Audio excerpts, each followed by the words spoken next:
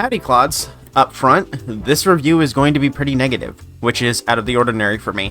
If you came here to have your biases validated and your purchase justified, you will not be getting that from this video. I am going to give it another chance, and if my thoughts change, I'll do an update video, but as of now, 2 years post-release, I don't see my opinion improving.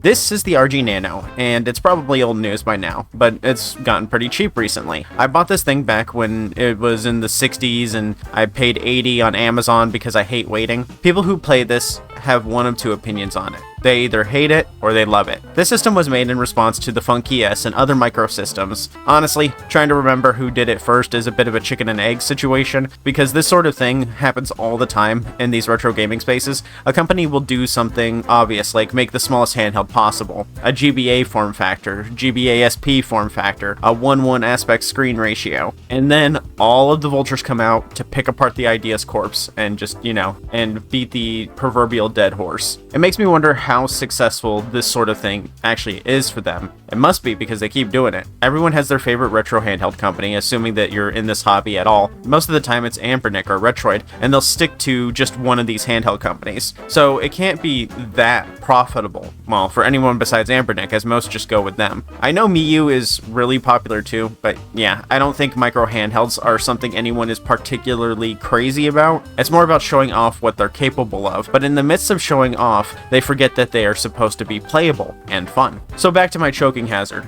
Phrasing. The RG Nano is a super tiny emulation retro handheld made by Anbernic to compete with devices like the Miyu Mini, GKD Pixel, Funky S, and the Powkiddy Q36 Mini. These all came out around the same time, so they're kind of a blur for me. Anbernic, like the GKD Pixel, is a promising micro handheld due to just the fact that it's an entirely metal shell. This leads to some truly boastful durability, and if you spent $40 to $80 on this tiny handheld, you'd want it to survive a bomb. Being this small, it's almost necessary for it to be primarily metal. This of course isn't without its own problems. Should it get hot, the whole shell serves as a giant heat sink, which can be efficient or a burn risk if you live in Arizona. Just the other day I was playing this in the car, and it was overheating just from the, warm temperature of the car, because, it's still summer. Well, actually, I guess it's fall now? I don't know. Who knows what the seasons are anymore. This shell's colorful layer is also very thin, so dings, scratches, and the like are going to be very noticeable and permanent scars, which makes you question why they put it on a keychain. Because they could. That's really the whole motto of this device. They did it because they could. I obviously don't recommend using this as a keychain, as you'll probably drop your keys and your metal keys are going to rub against it. So if you have one that has dark colors, you're going to see those scratches and you will be very unhappy about it. Also, it'll really mess up the screen. This video may as well just be called "Just Because You Can Doesn't Mean You Should," but that's a bit long for a title. See, the RG Nano has a lot of little puzzling decisions that results in a very unfocused experience.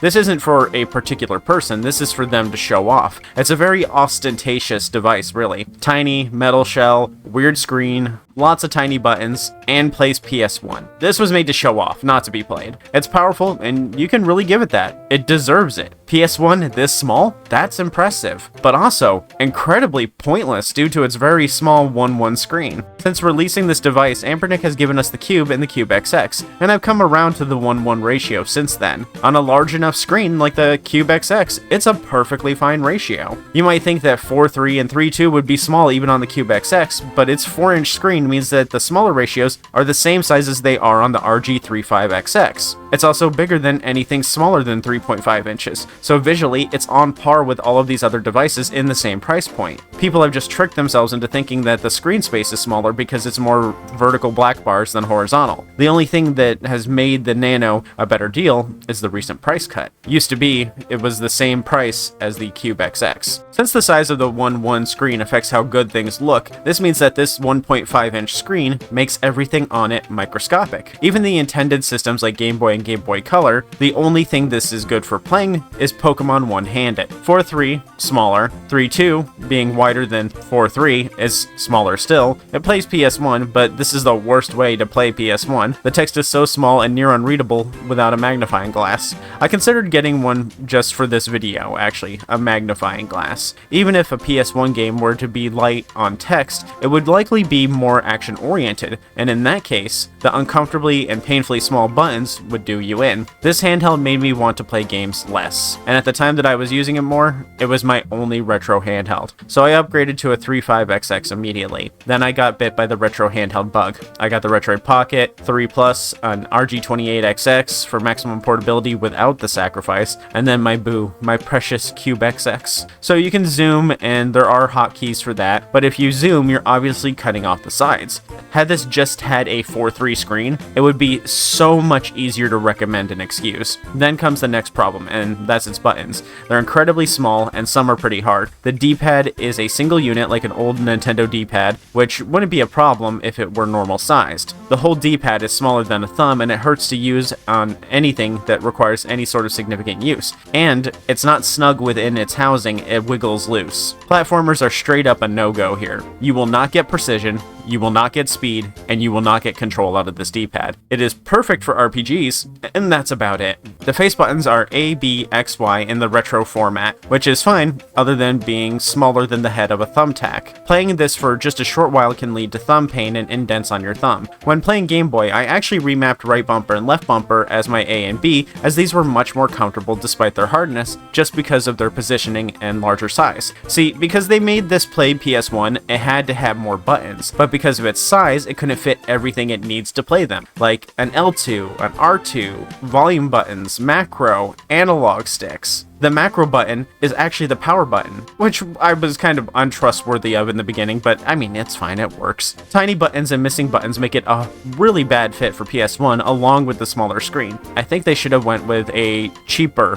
chipset or just straight up given up on PS1 and made it not even an option. The inclusion of PS1 made this handheld worse in terms of design. The need for additional face buttons meant having to squeeze more on the tiny front. Had they just decided to focus on GB and GBC like people were going to naturally, this could have been a tighter, more focused and enjoyable experience, but by trying to do everything at once, everything suffers instead. Removing X and Y could have given more space for larger A and B buttons. SNES would have been less of a good fit for it, but L and R are still there, and SNES is too small for it anyway. They could have put a macro button on it so that you could use macro plus A and B to change it to X and Y if you really needed SNES that badly. It'd suck, but it really needs bigger buttons. Turning into a horizontal format would have also greatly improved the experience. Just look at the Q36 Mini. The Q36 Mini is horizontal, and everything feels so much more spacious and comfortable. The solution, of course, would have just been to use a 4:3 or 3:2 screen, so that the system is a little wider and would have more space for a bigger D-pad and face buttons. This would have given more space up top for the triggers too. Yeah, my solution for the Nano is to not be the Nano and instead be more like the Pixel. An even better option would have been to make it a horizontal handheld like the Q36 Mini, as I mentioned. This would mean they could keep that screen and still had much more space for bigger and more buttons. Yeah, fun fact, the Q36 Mini uses the same size screen and screen ratio, and it's a much more comfortable system just because it's wider. But Anbernic wasn't concerned with playability. They wanted the smallest handheld on the market, and they didn't even do that,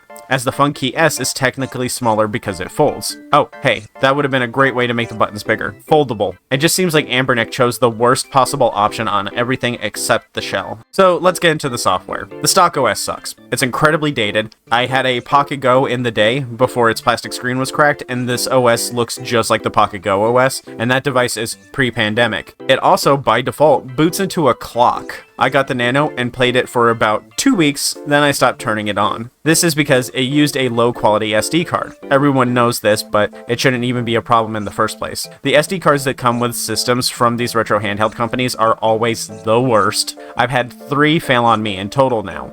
The first one actually didn't fail. The software on the operating system just stopped working. It one day just wouldn't boot anymore. Black screen every single time. So I flashed a CFW onto it. The only CFW on it to exist. Drums Funky OS. It started working again immediately, then came a new problem. Every so often the screen would flicker, like it would shut off for a split second. Maybe it was just a bad card again, or because it was the stock card or whatever that I used, but now using a new card, I recently put one in and it's much better. It works perfectly fine. No flickering. But when you put something in a metal shell, you are saying, this is a premium device, and it will give you a premium experience. Since the RG28XX is bigger, but still small and plastic, it was $40 cheaper when new and is still cheaper now. But the software experience has been terrible. Like I said, I know now. I was supposed to supply my own card, but I paid $65 for this. They couldn't put a real card in there? A 32GB PNY card is $7. 32GB on card is $6. They couldn't fit that into the budget? Why are these handhelds still shipping with shit cards, like 5 years later? This shouldn't even be a thing anymore. They've improved their stock experience. Can you please give us better cards to run these, you cheap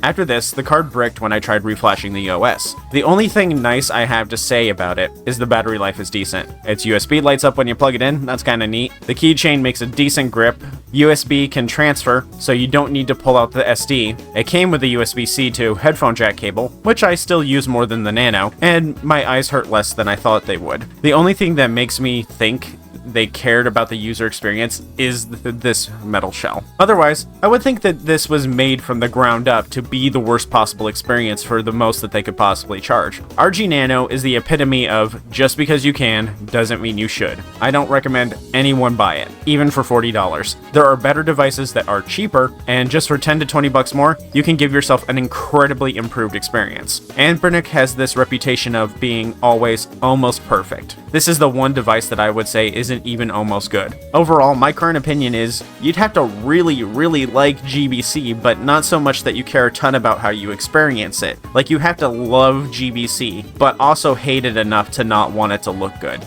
Devices like the RGB30, RGB20SX, and the RG Cube XX are all superior versions of a dedicated GBC and all have 1.1 screens. They all also have Wi-Fi. The Cube has video out and Bluetooth so you can consoleize it. More CFW options on all of them so you can tailor your experience better.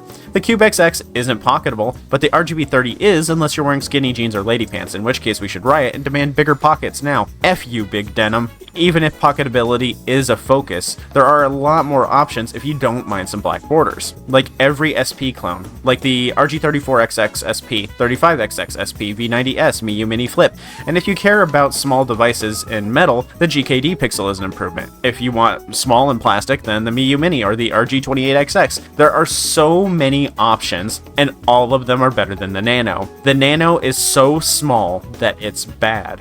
I'm giving it a 1 out of 5. Seriously, and that's probably the lowest I'll ever rate something. I genuinely think that this device isn't a good fit for anyone, and I can't think of a single use case or person that this would be a premium, perfect experience for. Even the people who are currently in love with it now, I don't think it's a good device for you. I'm sorry if this hurts your feelings, but I think you might have a really bad case of sunk cost fallacy. This is a phenomenon where you are less likely to abandon a strategy or course of action because you have invested in it, even when it's clear that abandonment would be more beneficial. That means you spent money on it, and because you spent money on it, you don't want to stop doing it, because then the money will have been wasted, or you will have to admit that you made a mistake. If this is your only device, I genuinely feel bad for you, because nearly literally anything else would have been better. I hate this thing, and I would sell it, but I don't want to curse someone else with this. You could print out every other device out there to paper and tape it on your wall, and then throw a dart at it while blindfolded and drunk, and you would still get a better device. Even the RG28XX is an upgrade, and it's cheaper. This was originally something that was supposed to be a premium device and sold for a premium price, and it failed to be premium for anything but its shell. Now that it's on sale, it's just a novelty, and I don't really find that novelty that novel. I'm just not that big on Game Boy and Game Boy Color, and if I was, I have a lot of better ways to experience it, and some of them were cheaper. That said, I know how passionate people get about this thing, so I'm giving it another try. If I've changed my mind, I'll put an updated video on the end card. If you want a 1.1 device with a big screen, it's comfy, and it plays more games, then subscribe for my upcoming review of the RG Cube XX. It'll be on the end card once it's out. I'll see you later. I have to go throw this in the ocean so that no one ever has to see